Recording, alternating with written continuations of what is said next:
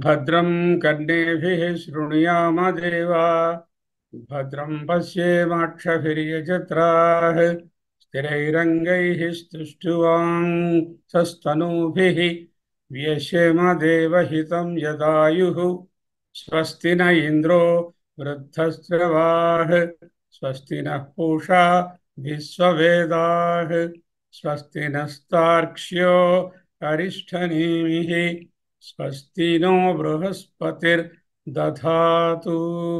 ओम शांति शांति शांति।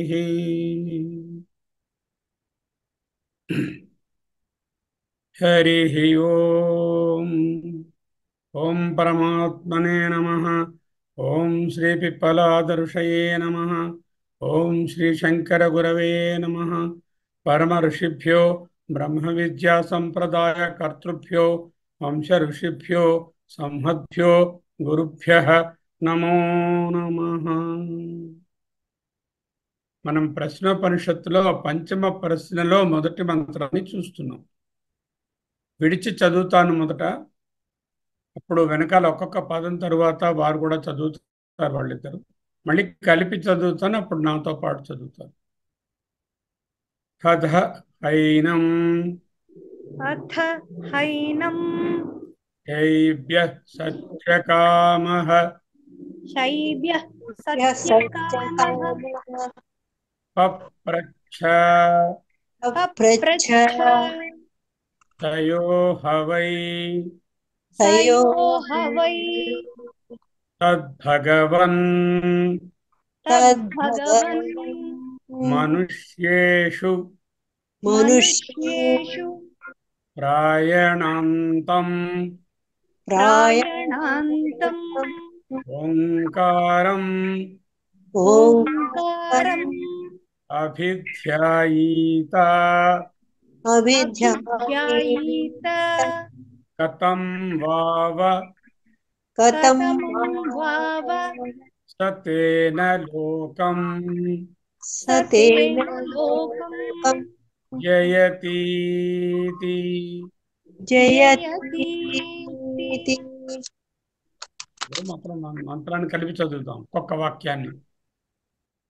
Zion హవై తద్భగవన్ మనుష్యేషు. ఓ పూజనీయుడా, నిశ్చయంగా మనుష్యుల యందు ప్రాయణాంతం ఓంకారం అంటే మరణాంతము యావజ్జీవము ఓంకారమును అభిధ్యాయిత అభిధ్యానం చేస్తారు. కథమం వావసతేన లోకం జయతీతి. సహా అతడు తేనా ధ్యానము వలన కథమం లోకం జయతీతి ఏ లోకాన్ని పొందుతాడు ప్రశ్నించారు. ఇక్కడ అభిధ్యాయిత అనేటటువంటి పదాన్ని పట్టుకొని భాష్యాన్ని చాలా విస్తృతంగా వ్రాసి ఉంది. దాన్ని చూస్తున్నాము, అక్కడ ఆగాం. ఇప్పుడు భాష్యాన్ని చదువుతాను, వాక్యాన్ని చదువుతాను. చదివిన తర్వాత మీరు ఆ వాక్యాన్ని మళ్ళీ చదువుతారు. అథ హైనం శైభ్య సత్యకామః పప్రచ్ఛ. అథ హైనం శైభ్యః సత్యకామః పప్రచ్ఛ. అథ ఇదానీం పరాపర బ్రహ్మ ప్రాప్తి సాధనత్వేన అథ ఇదానీం పరాపర బ్రహ్మ ప్రాప్తి సాధనత్వేన ఓంకారస్య ఉపాసన విధిత్సయా ఓంకారస్య ఉపాసన విధిత్సయా ప్రశ్నః ఆరభ్యతే. ప్రశ్నః ఆరభ్యతే. సహ యః కశ్చిత్ కశ్చిద్ హవై భగవన్ మనుష్యేషు హవై భగవన్ మనుష్యేషు మనుష్యాణాం మధ్యే మనుష్యాణాం మధ్యే తదద్భుతమివ ప్రాయణాంతం మరణాంతం యావజ్జీవం ఇత్యేతత్. ప్రాయణాంతం మరణాంతం యావజ్జీవం ఇత్యేతత్. ఓంకారం అభిధ్యాయీత ఓంకారం అభిధ్యాయీత అభిముఖ్యేన చింతయేత్ అభిముఖ్యేన చింతయేత్. బాహ్య విషయేభ్యః బాహ్య విషయేభ్యః ఉపసంహృతకరణః ఉపసంహృతకరణః సమాహిత చిత్తః సమాహిత సమాహిత చిత్తః భక్త్యావేశిత బ్రహ్మభావే భక్త్యావేశిత బ్రహ్మభావే ఓంకారే ఓంకారే ఓంకారే ఆత్మప్రత్యయ సంతానావిచ్ఛేదః ఆత్మప్రత్యయ సంతానావిచ్ఛేదః భిన్నజాతీయ ప్రత్యయాంతర అఖిలీకృతః భిన్నజాతీయ ప్రత్యయాంతరఖిలీకృతః నివాతస్తదీపశిఖా సమః నివాతస్తదీపశిఖా నమః సమః సమః అభిధ్యాన శబ్దార్థః అభిధ్యాన శబ్దార్థః సత్యబ్రహ్మచర్యాహింసా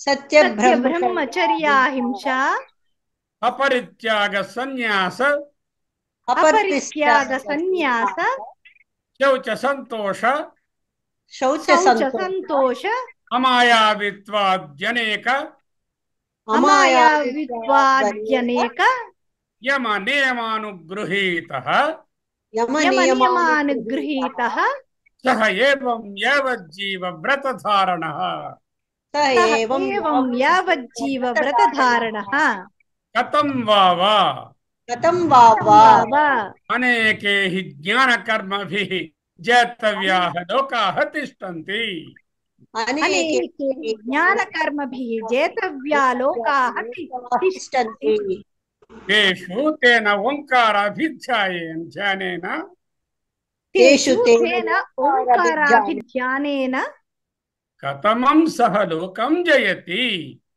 కథమం సహ లోకం జయతి అని ప్రశ్న. అవతారిక ఏమిటి? ఇది పృష్టవతే అంటే ఈ విధముగా ప్రశ్నించబడిన పిదప వచ్చే వారం వస్తుంది. ఇప్పుడు చూద్దాం.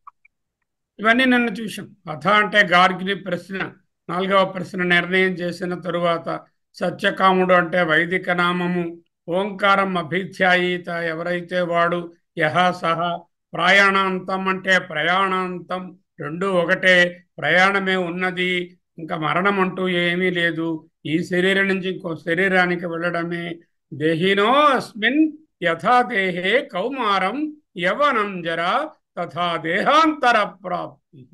దేహికి కౌమారము యవ్వనము జర ఏ విధముగా ఒక సైకిలో, తథా అదే విధముగా దేహాంతర ప్రాప్తి, అది కూడా ఒక మార్పే, అది ఓ ప్రయాణమే, అంతేగాని అది మరణం అంటూ కాదు. ఇక్కడున్న సంబంధాలన్నీ కట్ ఆఫ్ చేసే ప్రయాణం. అభిధ్యాయీత ఏవజ్జీవము దాని ఎందే లగ్నమై ఉన్నాడు, లోకం జయతి అంటే మహాఫలాన్ని పొందుతాడు. ఏమిటి ఆ మహాఫలము అంటూ ఆయన చూపిస్తుంది.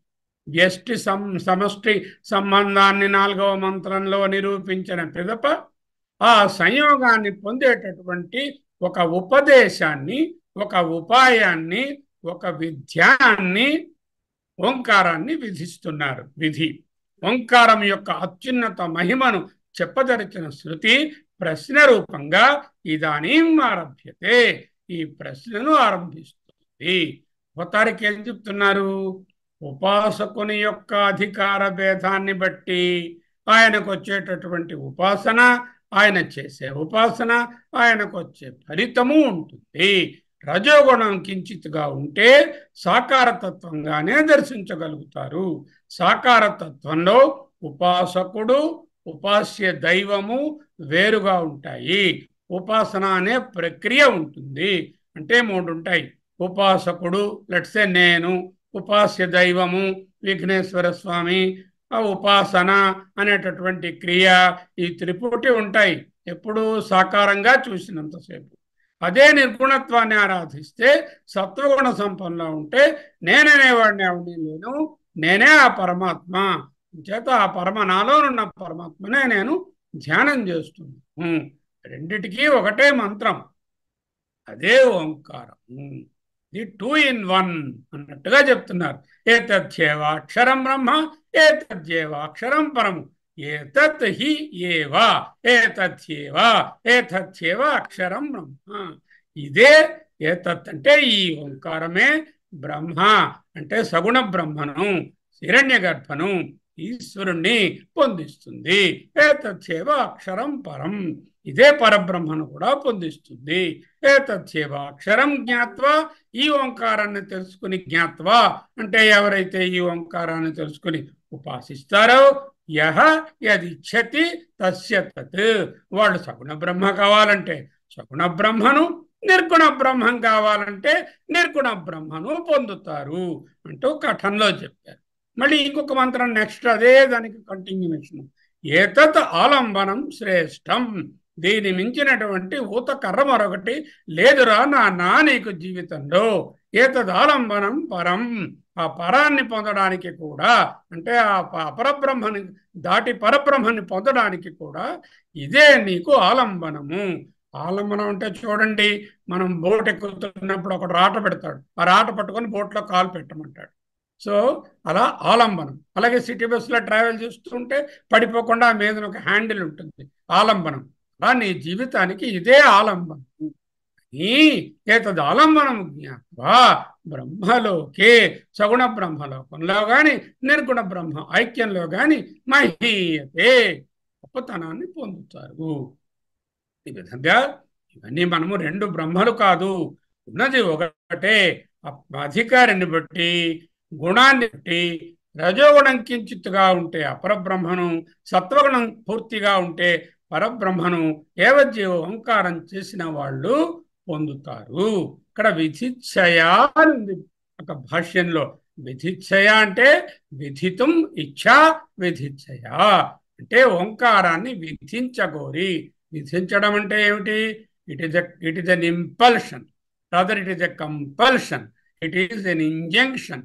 అంటే శృతి ఈ విధంగా చేసి తీరాలి అని విధిస్తుంది. యహ సహ హూసోఎవర్, ఏ విధమైన దేశ కాల వర్ణ జాతి లింగ భేదాలు ఏవీ లేవు. అధికారిత్వానికి ఉండవలసిన లక్షణాలు ఉండాలి. ఈ సబత్ కథను చెప్పుకున్నాం.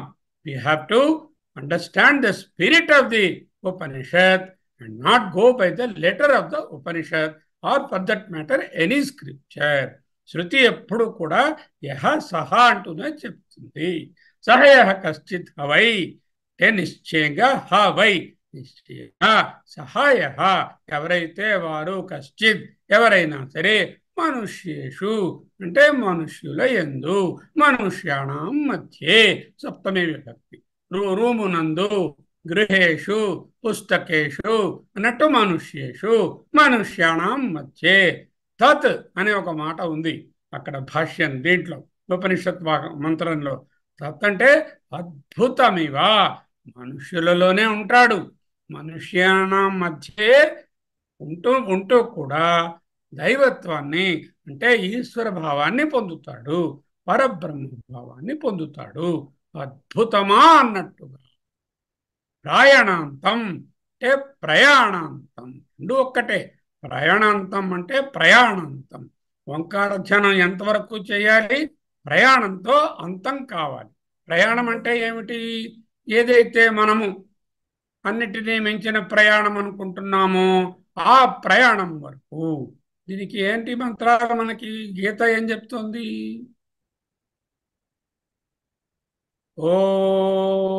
ఓమిత్యేకాక్షరం బ్రహ్మ వ్యహరన్మామనుస్మరన్ యప్రయాతి త్యజన్ దేహం సయాతి పరమాం గతిం. ఓం ఇతి అని ఏకాక్షరం. ఓంకారం అనేది చూసి రాసినప్పుడు చూడండి, ఒకే అక్షరంగా రాస్తాము. ఆ ఊ మా సున్నా ఇవన్నీ ఉన్నప్పటికీ కూడా ఓం అనేటటువంటి ఒకే అక్షరాన్ని, అది ఏ బ్రహ్మ, దాన్ని వ్యాహరన్ మాం అనుస్మరన్ అంటే వ్యాహరన్ అంటే జపిస్తూ, మాం అంటే ఆ పరబ్రహ్మను లేకపోతే ఆ పరబ్రహ్మను జపిస్తూ, అనుస్మరన్ యహ ఎవరైతే ప్రయాతి అంటే ప్రయాణం చేస్తారు. ఇక్కడ చెప్పినట్టుగా ప్రయాణం అంటే ఇదే ప్రయాణం అంతం అన్నారు, అదే ప్రయాణం. త్యజన్ దేహం, దేహాన్ని విడిచిపెడుతూ వెళ్ళిపోతారు. సహా అతడు పరమాం అత్యున్నతమైనటువంటి గతిని యాతి పొందుతాడు. అగతి ఏమిటి? అపరమ లేకపోతే పరమ అనేది అక్కడ ఉన్నటువంటి ఉపాసకుని స్థాయిని బట్టి ఉంటుంది. అదే మనం చెప్పుకుంటాం. మళ్ళీ ఇక్కడికి వద్దాం. ఇది అయిపోయింది ఈ స్లైడ్. ఓమిత్యేకాక్షరం బ్రహ్మ చదివేసుకున్నాం దాన్ని. అభిధ్యాయిత, ఏది ధ్యానిస్తున్నామో అది మన చెవి వినాలి. ధ్యానం చేస్తున్నప్పుడు ఉచ్చమందత అంటే ఆయన రమణ మహర్షి ఏం చెప్తారు? పైకి గట్టిగా ఉచ్చరించడం ఒకటి, మందంగా వినిపించకుండా కొంచెం వినిపించకుండా ఓంకారం అనడం ఒకటి, మూడోది మనస్సులోనే ఒకటి. నేను మామూలుగా చూడండి, బిగ్గరగా కాకుండా అనుకోండి, నేను అంటున్నది నా చెవి వినాలి. దానివల్ల ఏంటవుతుంది? ధ్యానము రీఇన్ఫోర్స్.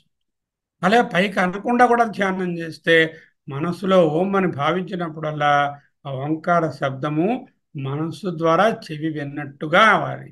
అంటే మనసులో భావించినది చెవితో వింటున్న అనుభవాన్ని పొందాలి, వేరే ఆలోచనలు లేక. అభిముఖ్యేన, మోడీ గారు వస్తున్నారు, నరేంద్ర మోడీ గారు, వారికి ఎదురుగుండా ఒక రిసీవ్ చేసుకోవడానికి వెళ్ళారు.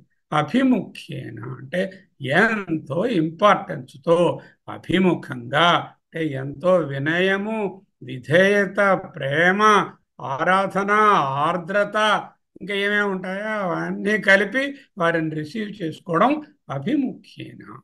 అంటే అభిముఖముగా వెళ్ళడం అంటే ఓంకారాన్ని అంత ప్రేమతో, అంత ఆదరంతో, అంత ఆర్ద్రతతో, అంత వినయంతో ధ్యానించాలి. ధ్యై అనేటటువంటి ధాతువు చింతాయాం అని అర్థం. ధ్యై చింతాయాం, చింతయేత్, అభిధ్యాయిత, అభిచింతయేత్ అన్నారు భగవత్పాదులు. నిధి ధ్యాసన, ని అంటే నితరాం, దిధ్యాస ధ్యాతం, ఇచ్ఛా దిధ్యాస ధ్యాతం ధ్యానము చేయవలనని ఇచ్ఛ తీవ్రమైనటువంటి ఒక ఆరాటం, కోరిక ఉండడం. దాని కోరిక అంటే అక్కడ కామం అని కాదు, అక్కడ సంకల్పం ఉండడమే నిధిధ్యాస. నితరాం దిధ్యాస, నిధిధ్యాస అది వెర్బు. దాన్ని నౌన్ చేయాలంటే నిధిధ్యాసన అంటే నిధిధ్యాస చేయుటాన్ని నిధిధ్యాసన. మననము అంటున్నాం కదా, ధ్యానము, అలాగే నిధిధ్యాసనము అనడానికి నిధిధ్యాసన అంటాం. తర్వాత చూద్దాం విషయం. అభిధ్యాయిత అంటే ఏమిటో వివరిస్తున్నాను. తరువాత అభిముఖ్యేన ఎంతకాలం చేయాలి అని ప్రశ్నవించకూడదు. యావజ్జీవం ప్రాయణాంతం ప్రయాణాంతం ఆమరణాంతం అభ్యాసం చెయ్యండి. ఇక్కడ దీర్ఘకాల నైరంతర్య సత్కార సేవితో దృఢ భూమి అన్నారు పతంజలి. అభ్యాసాన్ని ఇలా డిఫైన్ చేశారు. వాట్ ఈజ్ అభ్యాస? అభ్యాసము ఏమిటి? అలా రిపీటెడ్గా అభ్యాసం చేయడం అంటాం కదా మనం. ఆ అభ్యాసానికి ఏం చెప్పారు? ఒకటి స్వల్పకాలం కాదు, దీర్ఘకాలంగా చేయాలి. అంటే యావజ్జీవం చెయ్యాలి. నైరంతర్య అంటే ఏ అంతరములు లేకుండా, అంటే అవిచ్ఛిన్నంగా. అంటే 24 hours చేయమని కాదు. ఒక మెడిటేషన్ పెట్టుకుంటే ఇవాళ ఒక టైం అనుకుంటే ప్రతిరోజు అదే టైంలో కంటిన్యూస్లీ కాదు, కంటిన్యూవల్లీ. నైరంతర్య అంటే మధ్యలో వ్యవధానాలు లేకుండా, అంటే ద్వితీయ విఘ్నం, తృతీయ విఘ్నం అలా విఘ్నాలు లేకుండా. సత్కార అంటే అత్యంత శ్రద్ధతో, భక్తితో అని అర్థం. సత్కార అనే పదానికి శ్రద్ధాభక్తులు రెండు కలిపితే సత్కారాన్ని. ఎవరినైనా నేను సత్కరించాను అంటే శ్రద్ధగా భక్తితో పూజించాను అని అర్థం కదా.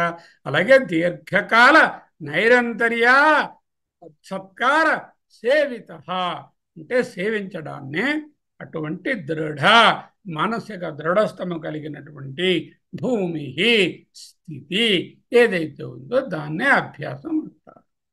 ఇప్పుడు చూడండి, అభ్యాసం చేస్తున్నామా లేదా అనేది పతంజలి వారి డెఫినేషన్.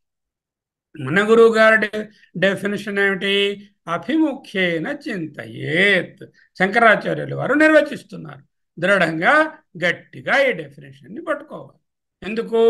మనము పతంజలి వారి సాంఖ్యాన్ని చదవడం లేదు కదా, శంకరుల వారి అద్వైతాన్ని చదువుతున్నాం కదా. అయినా కూడా పతంజలి వారు చెప్పింది కూడా ఇదే కదా. దీర్ఘకాల నైర్యంతర్యాసత్కార సవిధితో దృఢభూమి అంటే అభ్యాసం కదా. ఆ అభ్యాసం యావజ్జీవం ఉండాలన్నది ఉపనిషత్తే చెప్తోంది కదా. ఎలా చెప్పింది? ప్రయాణాంతం అంటే ప్రయాణాంతం, ఆఖరి ప్రయాణము వరకు. ఇక్కడ గీత 2 మాటలను చెప్పింది. వాటిని చెప్పుకొని మనం ముందుకెళ్ళి ఏమిటి చెప్పింది? యం యం వాపి స్మరన్ భావం త్యజత్యంతే కలేవరం తం తం ఏవైతి కౌంతేయ సదా తద్భవ భావిత. 8లో 6, 8వ చాప్టర్ 6వ శ్లోకం. యం యం వాపి స్మరన్ భావం త్యజత్యంతే కలేవరం తం తమైవైతి కౌంతేయ సదా తద్భవ భావిత. ఓ కౌంతేయ, ఓ అర్జున, యం యం దేన్ని అయితే, వా లేదా, అపి కూడా, ఇది కాకుండా ఇంకేదైనా కూడా, యం యం ఏదైతే, వా అంటే ఇదైతే ఇది, అదైతే అది, దేనిని స్మరన్ స్మరిస్తూ, భావం భావములను, త్యజతి విడిచిపెట్టి అంటే ఇతర భావాలన్నింటినీ విడిచిపెట్టి ధ్యానం చేస్తున్న దానినే, ఇదో అదో ఏ ధ్యానం చేస్తున్నారో దానినే స్మరిస్తూ, అంతే చివరికి కలేవరం శరీరాన్ని విడిచిపెడితే, తం దానినే తం దానినే ఏదేది జపించాడో, ఏదేది ధ్యానం చేశాడో దానినే ఏవా మాత్రమే నిజముగా ఏతి సదా ఎల్లప్పుడూ తత్ దాని యొక్క భావభావిత తలంపులలో నిమగ్నుడై ఉండుట వలన. యం యం వాపి స్మరన్ భావం త్యజత్యంతే కలేవరం తం తమేవైతి కౌంతేయ సదా సద్భావిత. ఎప్పుడు నేను ఈశ్వరుణ్ణి అనుకుని భావంలో స్మరిస్తూ ధ్యానిస్తూ ఓంకారాన్ని ఉంటే ఈశ్వర భావాన్నే పొందుతాడు. నేను పరబ్రహ్మను, పరబ్రహ్మకు నాకు వ్యత్యాసం లేదు, తత్వమసి సోహమస్మి అని ధ్యానం చేసుకుంటే ఆయన ఆ పరబ్రహ్మమే అవుతాడు అంటుంది గీత. అంతేనా? ఇంకా ఏమిటంది గీత? అంతకాలే చ మామేవ స్మరన్ముక్త్వా కలేవరం యప్రయాతి సమద్భావం యాతి నాస్త్యత్ర సంశయః. 8:5. అంతకాలే చ మామేవ. చాలా మంది ఆ చా వదిలేస్తారు. అంతకాలే మామేవ అనుకుంటారు. అంతకాలంలో నేను ఓంకారమో రామావో లేకపోతే కృష్ణావో అనుకుంటే అయిపోతుందని కాదు.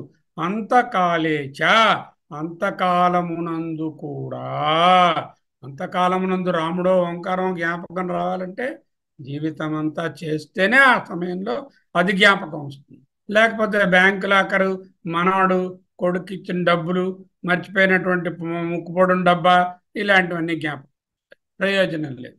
అంతకాలే చ మామేవ స్మరన్ ముక్త్వా కలేవరం. శరీరాన్ని వదిలేసి వెళ్ళిపోతారు. యహ ఎవడైతే సహా అతడు మద్భావం యాతి నాత్ర సంశయ నాస్తి అత్ర సంశయ. దేని యందు ఏ సంశయము లేదు.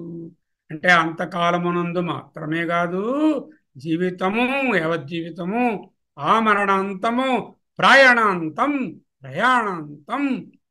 వేళగాని ఓంకారాన్ని జపించి శరీరాన్ని వదిలేస్తే, అంటే ఇంకొక శరీరాన్ని పొందితే, అంటే ప్రయాణాన్ని ఇక్కడి నుంచి ఇంకొక చోటకి మార్చుకుంటే,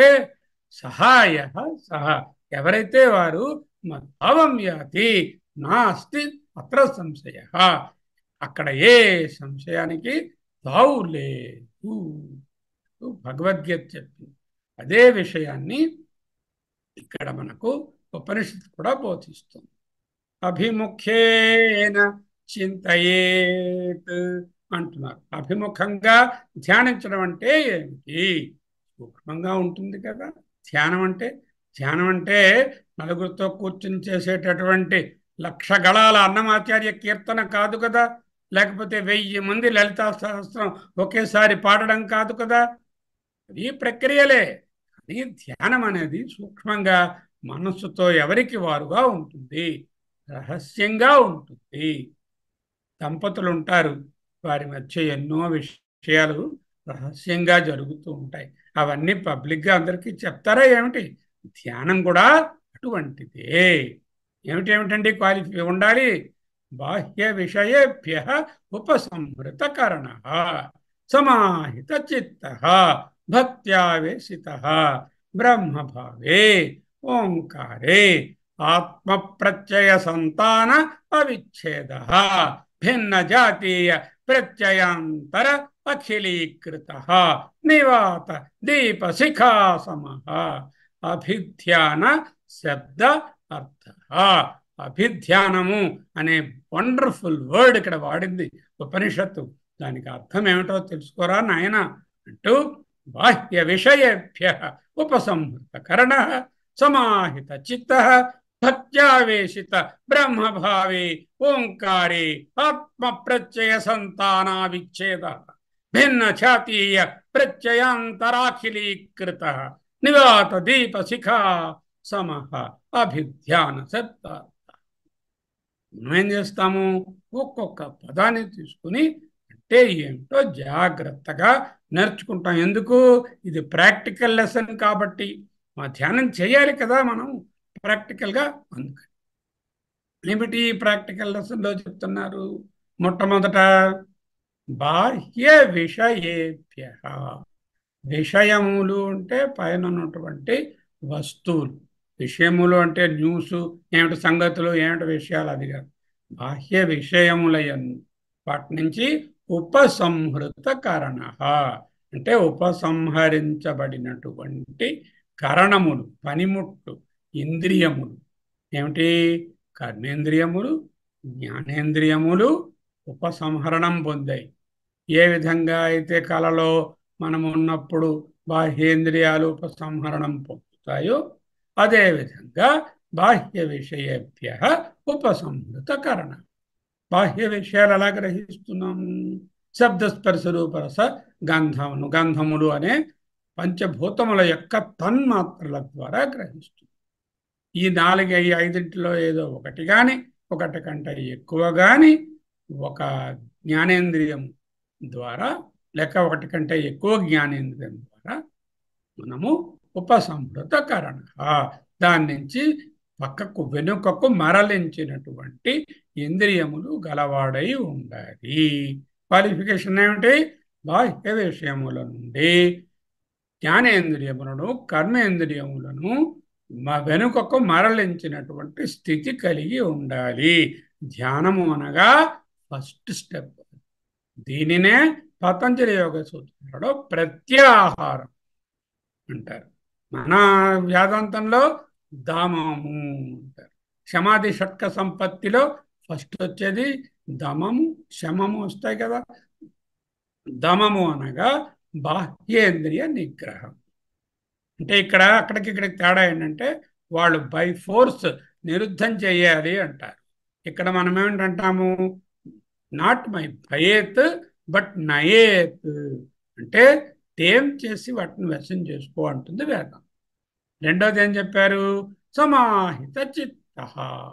సమాహిత చిత్తం, సమాహితము అంటే వెల్ కంపోజ్డ్, అంటే ఒక్క చోటకి తేబడినది, ప్రోగు పెట్టి ఏకాగ్రంగా, అంటే సింగిల్ పాయింటెడ్ అలర్ట్నెస్. అంటే చూడండి, ఎగ్జాంపుల్ చెప్తాను. సూదిలో ఉంది, సూది తాలూకా బెజ్జంలో దారం ఎక్కిస్తున్నారు. అప్పుడు మీరు ఆ బెజ్జంలో దారం ఎక్కించాలి అంటే ఎంత ఏకాగ్రంగా చూస్తేనే కదా దాన్ని ఎక్కించగలుగుతారు. అప్పటికి 3-4 సార్లు ఫెయిల్ అయ్యి మన నేలకి ఇది రాసి అది రాసి అప్పుడు పెడతారు. అంటే అంత అలర్ట్నెస్ ఒక్క సెకండ్ పాటు ఉంటే దూరిపోతుంది. అదే అలర్ట్నెస్ కంటిన్యూ అవడాన్ని ధారణ అంటారు. అంటే ఆ సూదిలో దారం ఎక్కించేటటువంటి ఏకాగ్రమైన చిత్తాన్ని చాలాసేపు ధరించడం, కొంతకాలం అంటే 15 నిమిషాలు, 20 నిమిషాలు, గంట ధరించడాన్ని శమము లేక సమాహిత చిత్తము అంటే కంపోజ్డ్ మైండ్, మనస్సు నిలబడాలి. అలా నిలబడాలి అంతసేపు అంటే మిగతా విషయాల మీద రాగం, ప్యాషన్ ఉండకూడదు. అదిగో ఎవరో డోర్ బెల్ కొట్టారు, పాలు మేము పొయ్యి మీద పాలు పొంగిపోతున్నాయి, న్యూస్ పేపర్లో హెడ్డింగ్లో ఎవరో చచ్చిపోయారని రాశారు, ఇలాంటివన్నీ పక్కన పెట్టాలి. దానిని శమము లేక సమాహిత చిత్తము. భక్తి ఆవేశిత, భక్తి ఆవేశంలో ఉండాలి. భగవత్పాదులు ఏం చెప్తున్నారు? అభిధ్యాయితకి బాహ్య విషయేభ్య ఉపసంహృతకరణ సమాహిత చిత్త భక్తి ఆవేశిత. ద ఇంటాక్సికేషన్ ఆఫ్ భక్తి ఏంటన్నాడు? అంబుజోదర దివ్య పాదారవింద చింతనామృతపాన విశేష మత్త చిత్తం. అంటే ఆ పరమాత్మ అంబుజోదరుడు ఆ విష్ణువు యొక్క పాదామృతాన్ని సేవించడం దాంట్లో మత్తెక్కిపోయినటువంటి నా మనసు. అంబుజోదర దివ్య పాదారవింద చింతనామృతపాన విశేష మత్త చిత్తము ఏ రీతి నితరంబు చేరగలదు వినుత గుణశీల బహునాకిం వేయి మాటలేలా. అంటే భక్తి అంత ఇంటాక్సికేషన్గా ఉండాలి. భక్తి అంటే ఏమిటి అంటే మీరు ధ్యానం చేయబోయేటటువంటి స్వరూప అనుసంధానమే భక్తి. స్వస్వరూప అనుసంధానం భక్తి. మీరిక్కడ అపరబ్రహ్మను ధ్యానం చేస్తే ఈశ్వర స్వరూపం, ఈశ్వర స్వరూపమునందు భక్తి. పరబ్రహ్మను ధ్యానం చేస్తూ ఉంటే పరబ్రహ్మావేశం, అంటే పరబ్రహ్మ స్వరూపమునందు ఆవేశం, ఇంటాక్సికేషన్. ఇప్పుడు ఒక రస అనుభూతి కలుగుతుంది. రసానుభూతి అంటే రతి కలుగుతుంది. రసాన్ని పొందడాన్ని రతి అని అర్థం. ఈ రతి ఏమిటి? సాధారణమైన ఇంద్రియ విషయాలలో వేరే దైనందికమైనటువంటి ఇంద్రియాలకు సంబంధించిన రతి కాదు, ఉపరతి. అంటే దీని నుంచి తీసి వెనుకకు మరలించి ఆ ధ్యాన తాలూకా ధ్యేయమునందు రతి కలిగి ఉండడాన్ని భక్తి ఆవేశం. ఎగ్జాంపుల్ ఏమిటి? నారదుల వారు భక్తి, ప్రహ్లాదుని భక్తి, ఇటువంటి వాళ్ళు ఉన్నారుగా, తుకారాం భక్తి, చక్రధారి అనే కథ విన్నారు, ఆయన తాలూకా భక్తి. వాళ్ళు ఎంత దాంట్లో ఇంటాక్సికేట్ అయిపోయారంటే ఇక ప్రపంచం ఏమో వాళ్ళకి తెలియలేదు. అటువంటి స్థితిలో అట్లీస్ట్ ఆ ధ్యానం చేస్తున్నప్పుడైనా ఉండవయ్యా అంటున్నారు. భక్తి ఆవేశిత. దేని ఎందండి భక్తి ఆవేశం? బ్రహ్మభావే. సగుణ బ్రహ్మమా నిర్గుణ బ్రహ్మమా నీ స్థాయిని బట్టి నువ్వు నిర్ణయించుకోయా. ఒకవేళ నువ్వు నిర్ణయించుకోకపోయినా నువ్వు బ్రహ్మ అనుకున్నప్పుడల్లా నీకు ఆటోమేటిక్గా రజోగుణం ఉండడం వలన ఇష్టదైవమే నీ కళ్ళ ముందు కనిపిస్తుంది. అంచేత ఆటోమేటిక్గా సగుణాన్నే ధ్యానం. సగుణం ధ్యానం చేయడం ఏం తప్పు కాదు. సగుణమైన నిర్గుణమైన రెండు బ్రహ్మలు లేవు కదా. త్రాగే నీరు అంటే ఒకటే నీరు కదా. అలాగా బ్రహ్మభావే. ఇక్కడ ఏమిటి ధ్యానానికి మనం ఉపయోగిస్తున్నాము? ఓంకారే. ఈ ఓంకారాన్ని ధ్యానం చేయడానికి రెండు రకాలుగా చెప్తారు. ఒకటి the short version, the other one is the long version. రెండు నేను అని చూపిస్తాను, మీరు చూడండి. 4 మాత్రల కాలం. ఒక మాత్ర అంటే అ, ఇ, ఓ, అలా ఒక్కొక్క అక్షరాన్ని పలికే సమయాన్ని మాత్ర అంట. క, ఖ, గ, ఘ. అంటే ఈ 4 మాత్రల కాలం. 4 మాత్రలు అంటే 4 దీర్ఘం లేని అక్షరాన్ని, హ్రస్వాలను ఉచ్చరించే కాలాన్ని 4 మాత్రలు అంట. ఓం, ఓం, ఓం, ఓం. ఇది 4 మాత్రల ఓంకారం. ఇంకా లాంగ్ ఓంకారం అని మరొకటి ఉంది. దాంట్లో అంటే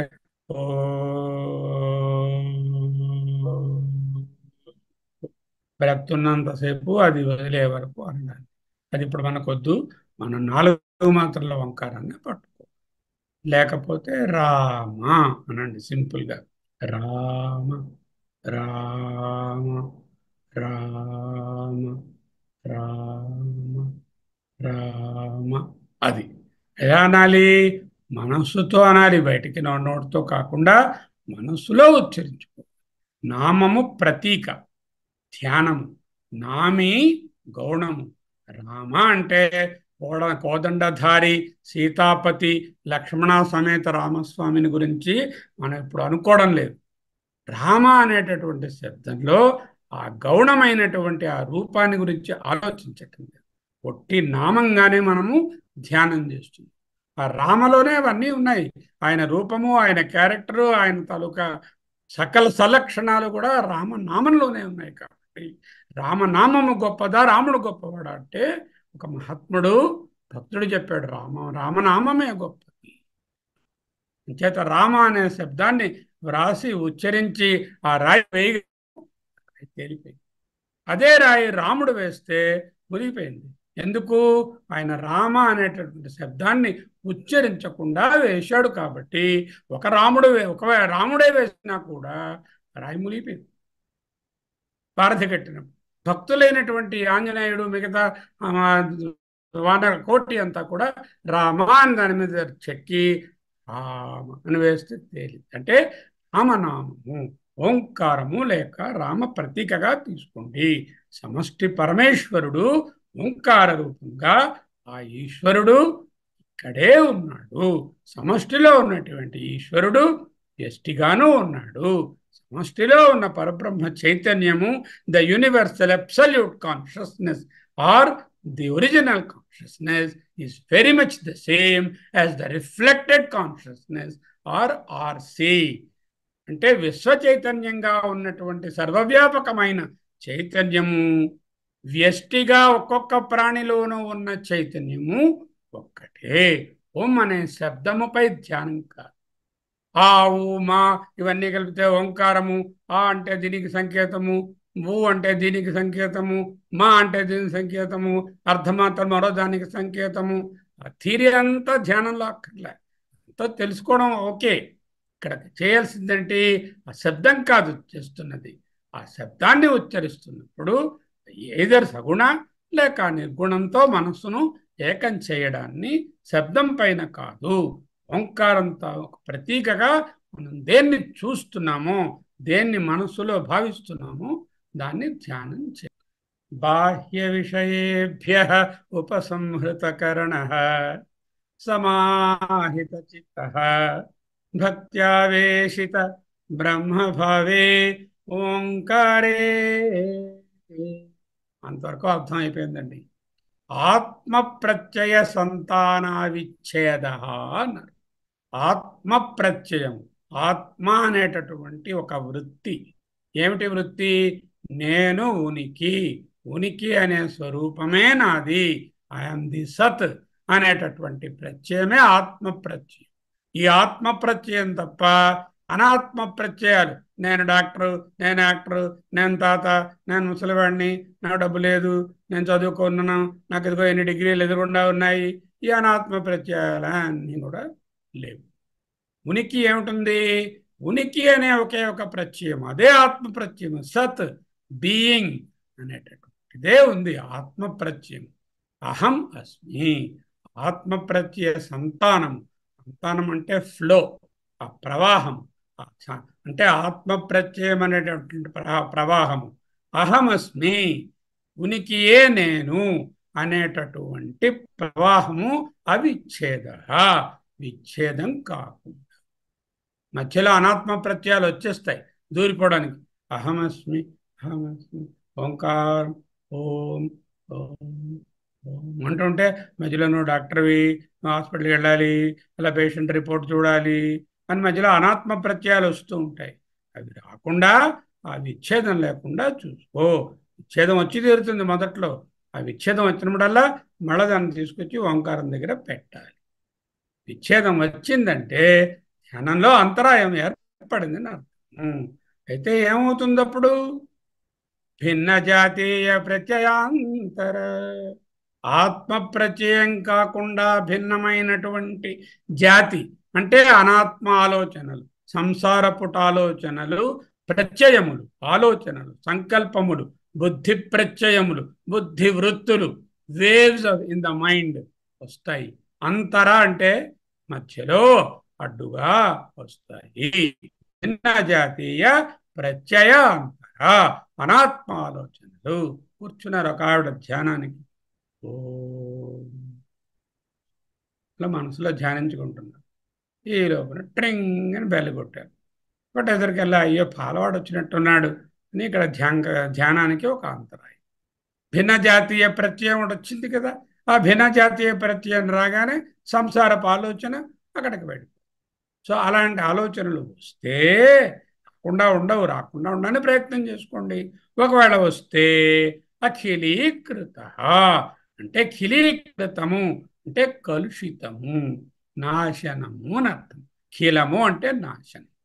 కిలము కాదు, కిలుము పట్టింది కిలుము తోడం, ఖిలము కేహెచ్ఐ ఖిలము. ఖిలీకృత కలుషితము చేయబడిన, అఖిలీకృత కలుషితము చేయబడకుండా ఉండాలి. ఎలాగా? మళ్ళీ ఓంకారం పైకి తేవాలి. అలా తెస్తే ఎలా ఉంటుంది? నివాతస్తదీప శిఖా సమహ. గాలి వీచే చోట ఉన్న దీపము ఇలా కొట్టుమిట్టాడుతూ ఉంటుంది, ఎప్పుడు ఆరిపోతుందో తెలియదు. అందుకే మనం అక్కడ చూడండి, శిబిరంలో దీపం పెట్టాం, ఫ్యాన్ ఆపియండి కొంచెం, దీపాలు ఆరిపోతున్నాయి. అంటే గాలి వీచని చోట ఉన్న దీపము వలె కాదు, దీప కళిక వలె, దీపం తాలూకా పైన ఉన్నటువంటి ఆ చిన్న పాయింటెడ్గా ఉన్న కళిక వలె దీప శిఖాసం. గాలి వీచని చోట ఉన్న దీప కళిక వలె చలనము లేకుండా ఉన్నట్లు నిలిచిన ధ్యానాన్ని అభిధ్యాయిత అని ఎంత చక్కగా వర్ణించారో చూడండి.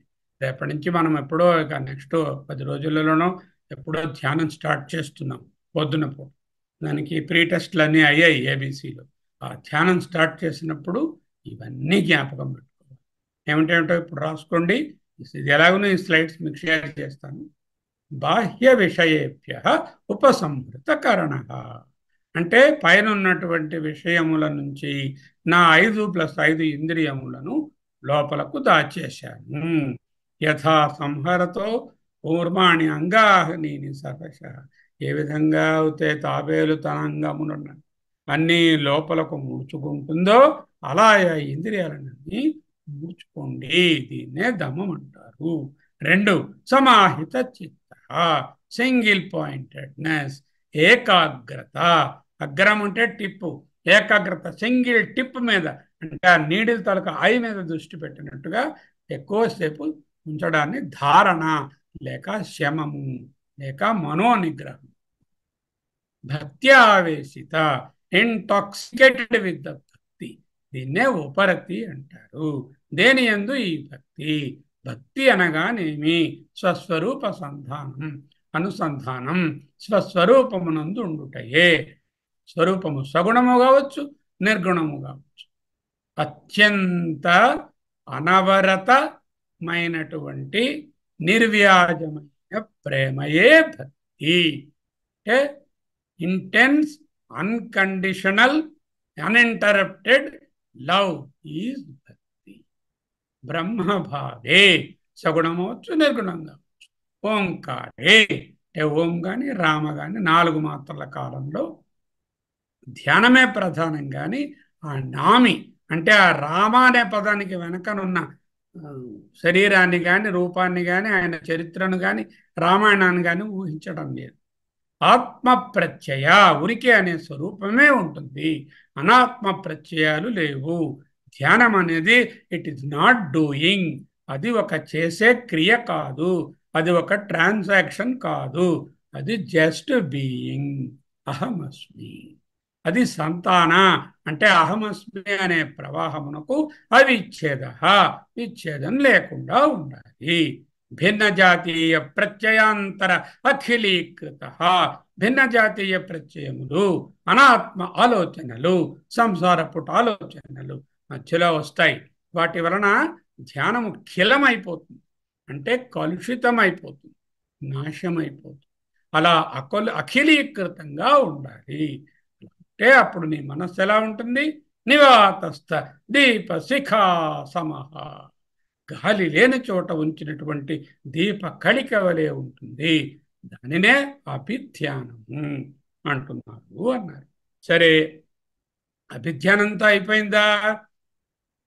వరసతి గర్భవేదన వివాహము వితులు జల్లు కార్తెయున్ పొరుగున నప్పు బాధ విపోటు వీధిని దొమ్మరాటయున్ పరగనని వారిత రోగము గర్భస్రావము అల్లుని అల్కయున్ కరువు దరిద్రమాప్తికము కలిగినొకప్పుడు కృష్ణ భూవరా అన్నట్టు ఒక బ్రాహ్మణుడు శ్రీకృష్ణదేవరాయల దగ్గరికి వెళ్ళి ఏమిటయ్యట ఆయన బాధలు, వరసతి గర్భవేదన, ఇదిగో ఆవిడకి 7వ కాన్పు చేత పురిటి నొప్పులు, భార్య గారికి వివాహము, అదిగో 4వ అమ్మాయికి పెళ్లి చేయాలి, విత్తులు జల్లు కారితే విత్తనాలు జల్లేటటువంటి సమయము, పొరుగున నప్పు బాధ, పక్క వాళ్ళు అప్పిచ్చారు తెచ్చివని ఆర్డర్ పెడుతున్నారు, చెవిపోటు, ఈయన గారికి విపరీతమైన చెవిపోటు. పోనీ వీధిలోకి వెళ్ళి కొంతసేపు రెస్ట్ తీసుకుందామంటే వీధిని దొమ్మరాటయున్, అక్కడ దొమ్మరాట వాళ్ళు జుత్తులు పట్టుకుని కొట్టుకుంటున్నారు. పరగనని వారిత రోగము, ఆ 3వ అమ్మాయికి చెప్పలేనంత రోగము, అనివారితమైన రోగము. 2వ అమ్మాయికి గర్భస్రావము, అబార్షన్ అయిపోయింది. ఇంకా అల్లుడు ఉన్నాడు, పెద్దల్లుడు, పెద్దమ్మాయి అమ్మవుడు, వాడు అలుగుతున్నాడు, నాకు స్కూటర్ ఇస్తారా లేకపోతే కారు ఇస్తారా, నగలు పెడతామన్నారు, పెట్టలేదని వాడు అడుగుతాడు. కరువు ఉంది, పోనీ ఊర్లో ఏదైనా 4 విషయాలు అందరి దగ్గర ఉందా అంటే కరువు చంపేస్తుంది. పోనీ ఈయన దగ్గరైనా డబ్బులు దాచుకుని ఉన్నాయంటే దరిద్రం. అలాంటప్పుడు ఆబ్దికం, ఆ తల్లిగారి తాలూకా తద్దినం కూడా వచ్చేసింది. కలిగేనొకప్పుడు కృష్ణ భూవరా, ఇవన్నీ ఒకే మారు వచ్చేసాయ్యా మహాత్మా కృష్ణదేవరాయ అన్నాడు. అలా ఉంటే వాడు ఓంకారం ఏమిటి, ధ్యానం ఏమిటి, నా మొహం వాడేమి చేయలేడు. చేత మనం ఎక్కడున్నాము, ఎంతో ఎంతో చదువు, 4 రాళ్ళు సంపాదించుకుని పిల్లలు బాగున్నారు, వాళ్ళ ఆరోగ్యాలు సుమారుగా బాగానే ఉన్నాయి, మన ఆరోగ్యం కూడా మన పరిధిలో మనం ఏదో ఆరోగ్యంగానే జీవితాన్ని నడుపుతుంది. వయసా 60 దాటిపోయినాయి, గృహస్థాశ్రమాన్ని ఎప్పుడో వదిలేసాం, వానప్రస్థంలోనో సన్యాసంలో ఉన్నాం. ఇటువంటి బాధలేవీ లేనటువంటి నేను ధ్యానం చేయకపోతే ఇలాంటి బాధలు ఉన్నటువంటి బ్రాహ్మడు ఓంకారాన్ని ధ్యానం చేయగలడా? చేత this is the time for all of us. ఎవరికి అభిధ్యానం కుదురుతుంది అంటూ అధికారి లక్షణాలను వివరిస్తుంది. ఓంకార ధ్యానము యావజ్జీవ వ్రతధారణము, ఎన్నాళ్ళు అని ప్రశ్న వేయకూడదు. అయిపోయిందండి ఈ పని, వాట్ నెక్స్ట్ అని క్వశ్చన్ వేయకూడదు. స్వగృహానికి చేరాక మళ్ళీ ప్రయాణం అంటామా? ఎక్కడికైనా వెళితే మన ఇంటికి రావాలని ఉంటుంది. మన ఇంట్లోనే మనం ఉంటే, మన స్వరూపంలోనే మనం ఉంటే మళ్ళీ ఎక్కడికి ప్రయాణం చేయాలి? ఎక్కడికి చేయక్కర్లేదు కదా. మన స్వరూపం ఏమిటి? సమష్టి ఈశ్వరుడనే కావచ్చు, ఆ ఈశ్వరునికే కారణమైనటువంటి పరబ్రహ్మమైనా కావచ్చు. యావజ్జీవ వ్రతం చేయాలంటే అనుగ్రహీత అన్నారు భగవత్పాదు. అనుగ్రహము కావాలి. వేటి వేటి అనుగ్రహం ఉండాలయ్యా? మళ్ళీ ఓ లిస్టు చెప్తున్నారు. సత్యం, సత్యం అంటే అసత్యాన్ని చెప్పకపోవడమే సత్యం అన్నారు. అంటే మనస్సులో బరువు ఉండదు. అసత్యం చెప్పామనుకోండి విపరీతమైన బరువు, ఒక అసత్యానికి మరో అసత్యం, ఒకదానికి ఇంకొక అసత్యాన్ని జోడించి అలా మల్టిప్లై అయిపోతుంది. ఒక అబద్ధం చెప్తే మళ్ళీ ఇంకో బద్ధము అంటే సరి అయినటువంటిది, అతుక్కునేది. అబద్ధము అంటే నిజానికి చెప్పిన దానికి ఏదైతే సామ్యం లేదో అది అబద్ధము. అబద్ధము, అసత్యము, అది బరువు. బ్రహ్మచర్యం, బ్రహ్మచర్యం అంటే స్త్రీ సంగమము లేకపోవడం అని కాదు అర్థం. బ్రహ్మచర్యం అంటే కుటుంబ వ్యవస్థ ప్రకారంగా నువ్వున్న బ్రహ్మచారి ఆశ్రమంలో ఉంటే బ్రహ్మచర్యం in the true sense, in the letter of the బ్రహ్మచర్య.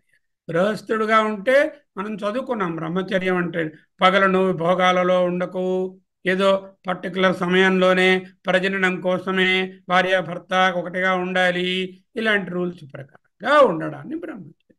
అహింస, ఈ అహింస అన్నది మాటతోని, మనసుతోని, కార్యముతోని ఎవరిని హింసించకూడదు.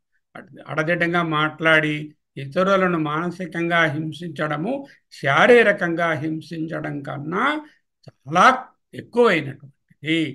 కొంతమంది మాటలు అనరు, కార్యాల్లో కూడా హింస చేయరు, కానీ మనసులో తిట్టుకుంటుంటారు. రకరకాలైనటువంటి తిట్లు వాళ్ళ గురించి, అనరాని మాటలు మనసులో అనుకుంటూ ఉంటారు. అది కూడా హింసయే. అహింస ఉండకూడదు, హింస ఉండకూడదు. సత్యము అహింస అనే 2 కర్రలను పట్టుకొని, ఊత కర్రలను మోహన్ దాస్ కరంచంద్ అనే ఆయన మహాత్మా అయ్యాడు. చూసారా, సత్యానికి అహింసకి ఉన్నటువంటి పవర్ ఎటువంటిదో. 400 ఏళ్ల ఒక పరిపాలనలో, పరదేశ పరిపాలనలో, పరుల పరిపాలనలో ఉన్న దేశానికి దాస్య విముక్తి కలిగింది. ఇందువలన సత్యము అహింస అనే రెండు ఊతకరల సహాయం. అపరిగ్రహ అంటే ఇంకొకరి దగ్గర నుంచి ఏది ఆశించకుండా ఉండడం, అంతేకాకుండా భోగ సామగ్రిని ప్రోగు చేయకుండా ఉండడం అపరిగ్రహము అంటూ చెప్తున్నారు పెద్దలు. అంటే ఏమిటి? సెంట్లు, అత్తర్లు, పర్ఫ్యూములు, ఇవి భోగాలు, ఎక్కువ నగలు, ఇవి ఏమంటారండి భోగ సాధనాలకి? రకరకాల భోగ సాధనాలు. ఈ సోఫా బాగోలేదు, ఇది 30,000, అలా 50,000 సోఫా బాగుంది, ఈ టీవీ బాగోలేదు, ఇది 15,000, 75,000 టీవీ కావాలి, ఇలాంటివన్నీ భోగ సాధన. అపరిగ్రహ త్యాగం అంటే సర్వకాల కర్మ ఫల త్యాగం. సన్యాసం అంటే కామ్యానం కర్మణం న్యాసం. గీత ఏమంటుంది? కామ్యానం కర్మణం న్యాసం సన్యాసం కవయో విదుః సర్వకర్మ ఫలత్యాగం ప్రాహుత్యాగం విచక్షణ. శౌచము అంటే శుచిత్వము, బహిశుచి. అంతఃశుచి అంత ఇంపార్టెంటో, బహిరంగ మనం ఉండే ప్రదేశం కూడా వీలైనంతలో శుభ్రంగా ఉంచుకోవాలి. పాత్ర శుద్ధం చేసుకుంటేనే దాంట్లో వంట సాధ్యమవుతుంది.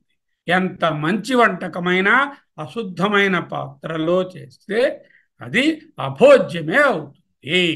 సంతోషం యదృచ్ఛాలాభ సంతుష్ట మోహాతీతో విమత్సర అంటూ చెప్తుంది. ఇక్కడ కూడా 2 గీతా శ్లోకాలు ఉన్నాయి.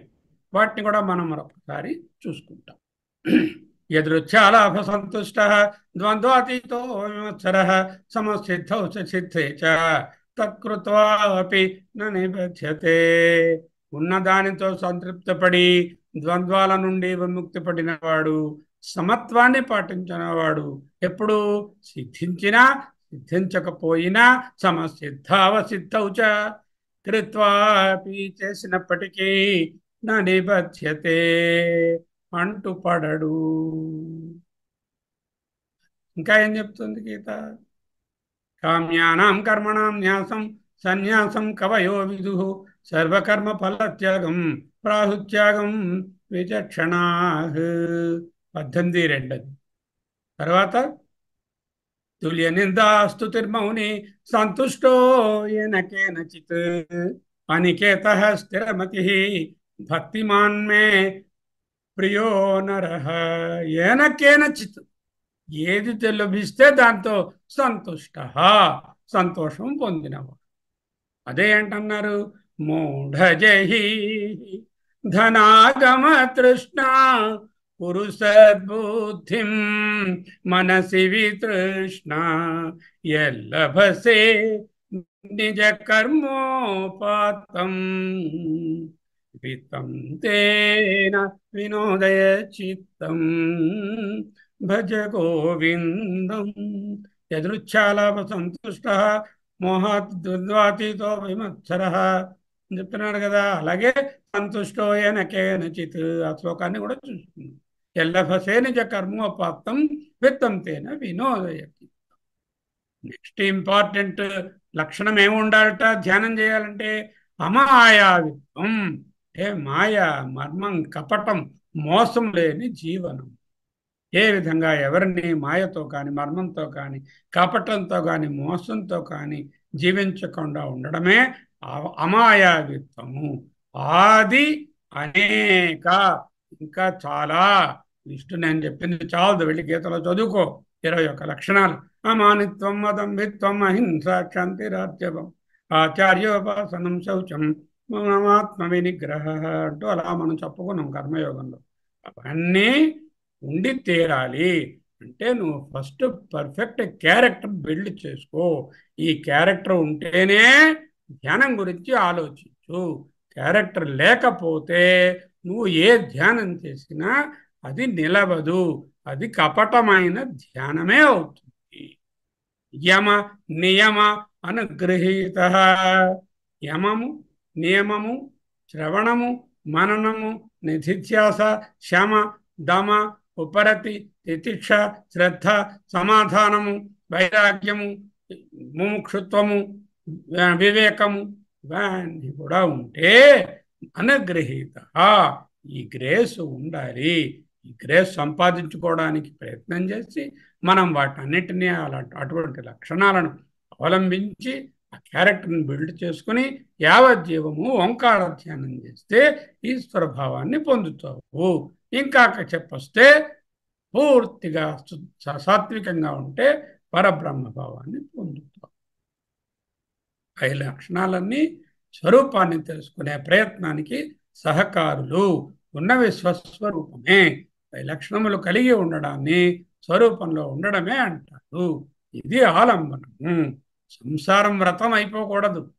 ఈ ధ్యానము వ్రతంగా ఉండాలి. ఎంతకాలము, ఎందుకు అనే ప్రశ్నలు వద్దు. Don't ask me how, why, just do it అంటారు ఆయన. తత్వవిధం యావజ్జీవ వ్రతధారణ అంటే అప్పుడు అడుగుతున్నాడు ప్రశ్న, కథమం ఏ లోకాన్ని ఈ జ్ఞానకర్మభి అంటే ఉపాసన, జ్ఞానం అంటే ఉపాసన, ఉపాసనా కర్మల వలన అనేక లోకాలు ఉన్నాయి కయ్యా. జేతవ్యా లోక అనేకా తిష్టంతి. వాటిలో కథమం వావా ఏది పొందుతాడు? అన్ని సాధన సంపత్తులతో సలక్షణాలతో యావజ్జీవ ఓంకారాన్ని ధ్యానించిన వారికి ఎవరికైనా ఏమి ప్రయోజనము? ఏ లోకాలను జయించును? జయించడం అంటే ఆ అనుభవాన్ని పొందడం. ఏ అద్భుత అనుభవాన్ని పొందుతాడు? లలితా సహస్రం మీరందరూ చదువుతూనే ఉండుంటారు. అందులో ధ్యాన శ్లోకాలలో 2వ శ్లోకం, కరుణాం కరుణాతరంగితాక్షీం ధృతపాశాంకుశ పుష్పబాణ శాపాం అణిమాదిభిరావృతాం మయూఖైః. ఇవన్నీ ఉన్న సాకారంగా ఉన్న నిన్ను అహమిత్యేవ విభవయే భవానీ. సాకారమే నిరాకార తత్వమని, అహమిత్యేవ అది నేనే అని, విభవయే భవానీ. మొదటి 1.5 పాదాలలో ఉన్నదాన్ని ధ్యానం చేస్తే అరుణాం కరుణాతరంగితాక్షీం ధృతపాశాంకుశ పుష్పబాణ చాపాం అణిమాధిభిరావృతాం మయూఖై అనేదాన్ని ధ్యానం చేస్తే సగుణ ధ్యానం. అహమిత్యేవ అని ధ్యానం చేస్తే నిర్గుణ ధ్యానం. భావయే భవానీ ఇక్కడ చెప్పారు. ఇక్కడ శాంతి మంత్రానికి ముందు 2 మాటలు చెప్పుకొని ముగిస్తాను. 10 నిమిషాలు అయినా కూడా పర్వాలేదు. మళ్ళీ ఎన్ని క్లాసులు చెప్పుకుంటాము? ఇప్పటికే చాలా క్లాసులు అయ్యాయి. ధ్యానం అనేది అష్టాంగ యోగంలో ఉన్న యమ నియమ ఆసన ప్రాణాయామ ప్రత్యాహార ధారణ ధ్యాన సమాధి అన్నారు పతంజలి వారు. అట్లా ఎలా వచ్చింది? యమ నియమ ఆసన ప్రాణాయామ ప్రత్యాహార ధారణ ధ్యాన అంట 7. సమాధి కన్నా ముందు. ఇక్కడ కూడా ఏం చెప్పారు? శమ దమ ఉపరతి తితిక్ష శ్రద్ధ సమాధానం వైరాగ్యం వివేకం ముముక్షు. అంటే ఈ ధ్యానం అనేటటువంటిది హయ్యర్ స్థాయిది. ముందు ఇవన్నీ కూడా ఈ అధికారిత్వాన్ని సంపాదించాలి అంటూ తెలుస్తుంది. తరువాత ధ్యానం 2 రకాలుగా ఉంటుంది. ఒకటి భేద ధ్యానము, 2వది అభేద ధ్యానము.